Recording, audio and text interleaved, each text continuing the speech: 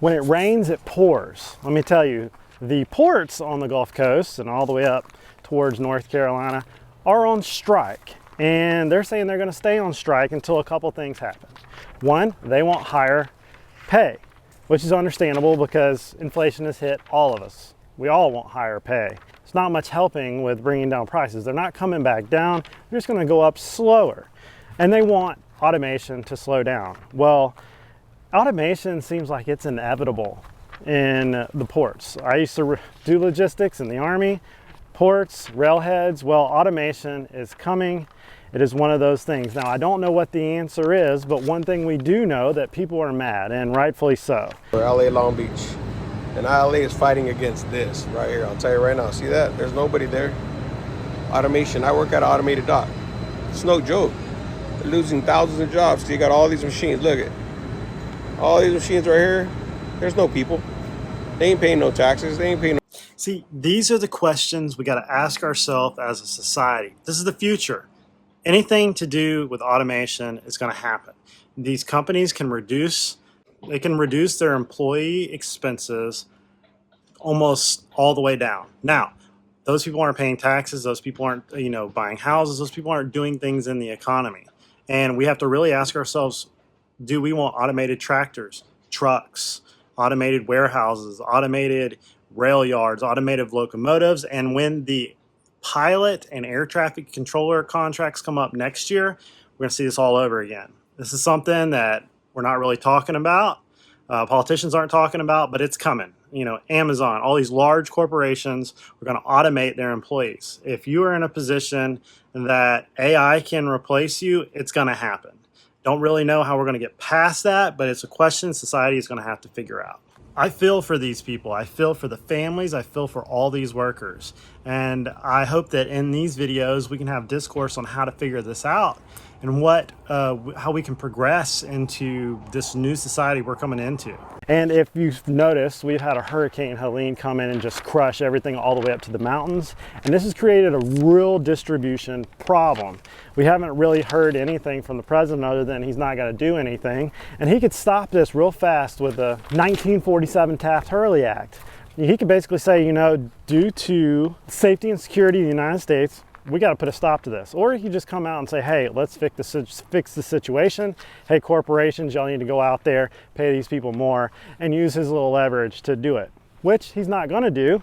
This is, I'm guessing, our October surprise. And isn't it just wild that at the same time Israel starts getting bombed by Iran, hurricane hits, we have the port problem go on all within the same day and a half time frame.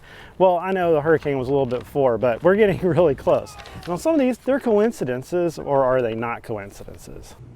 So this is the head of the union. This is the man. This is the guy calling the strikes. Listen to what he has to say. Don't take it from me. Listen to him. When my men hit the streets, from Maine to Texas, every single port will lock down.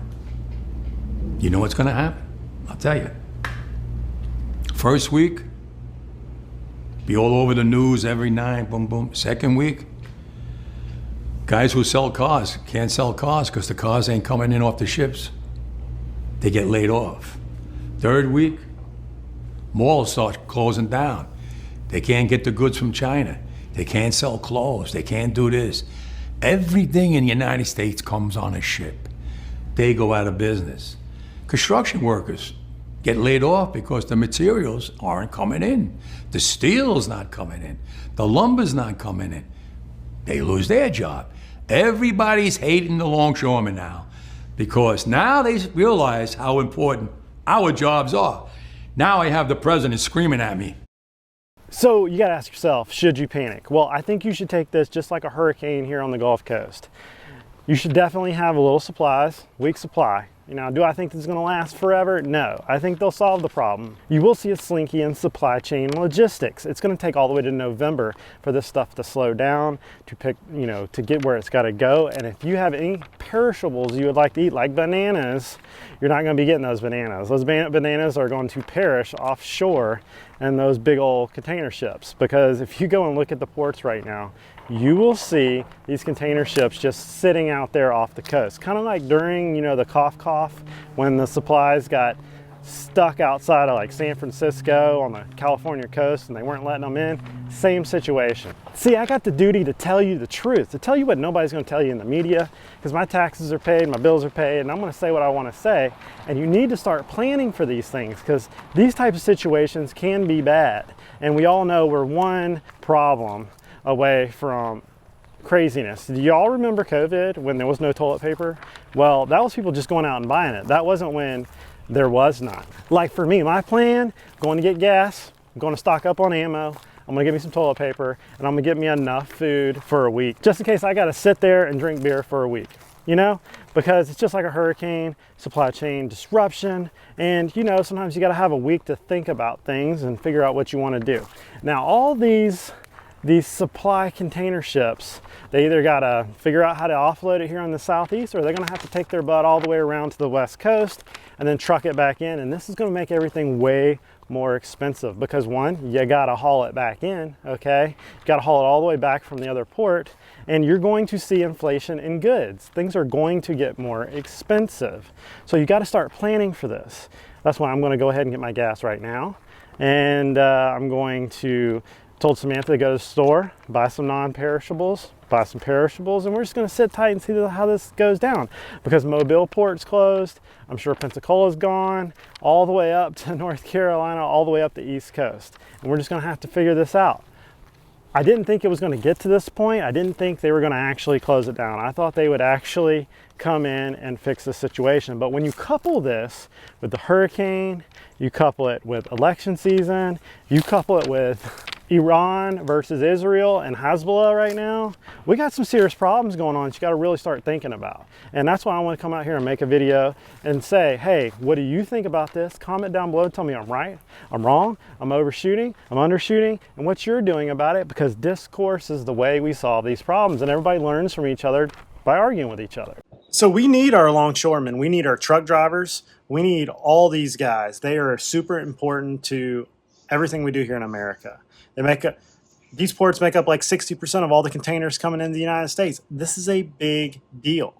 This is 36 ports. This is a lot. This is the heartbeat of America, just like truckers. Truckers hold the power of the United States in their hand, and if they decide to park on the side of the road, there's not much we can do about it.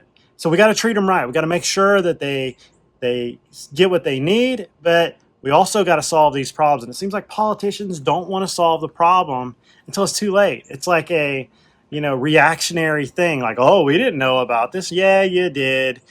These union guys have been talking about it for a minute, and they are mad.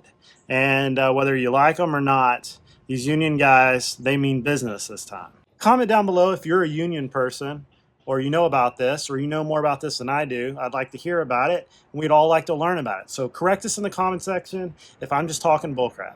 So do you think this is all a coincidence? What do you think the next thing will be? What do you think will be the next thing? Do you think that we're gonna see another supply shortage? Are we gonna see inflation all over again? I mean, they lowered it a half interest point. And I think the path forward for all these politicians is to keep lowering interest rates, because if they don't, you're going to see the economy implode, okay? But they never let anything correct. They didn't let housing go down. They didn't let the price of goods go down before they started making money cheap again. And they're going to continue to keep lowering rates. They've said that, because it's an option between break the economy or inflation, and they've chosen inflation. And now we have a port problem, inflation, and we're going to see more war, inflation. So you tell me what's going to go down in the comment section below, and I'll see you on the next video.